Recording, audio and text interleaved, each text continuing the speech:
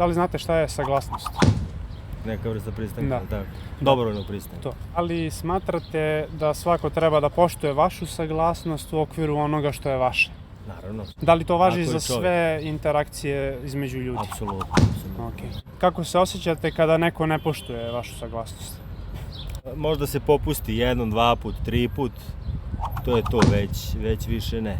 Da li smatrate da je u redu braniti se od toga kada neko pokušava da, na primjer, uzme nešto što je vaše bez vaše saglasnosti ili kada neko pokušava da vam nametne da radite nešto iako vi to ne želite? Apsolutno, naravno, kažem, Da. postoji granica dokle to može ići. Da, ako neko silom želi da vam nametne nešto, da vi radite nešto vi ne želite ili da vam silom uzme nešto što je vaše, da li je u redu braniti se silom? Naravno da je u redu braniti se.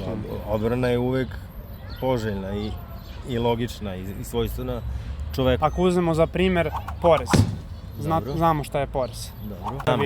Namet, porez, kako jeste. god hoćete. U suštini to je namet, to je nešto što mi ne možemo svojom voljom da biramo da li želimo da platimo ili ne. Na to Dobijamo smo i mi, verovatno. prisiljeni, jel tako? Verovatno nešto. Pa da li smo prisiljeni ili nismo, vi to prihvatamo. Da. Saglašavamo Da li se smo sa prisiljeni? tim. Da li smo prisiljeni? Pa da ja plaćamo ne znam porez? u suštini da li nismo prisiljeni, u svakom slučaju ga plaćamo. Da smo prisiljeni. Na primjer,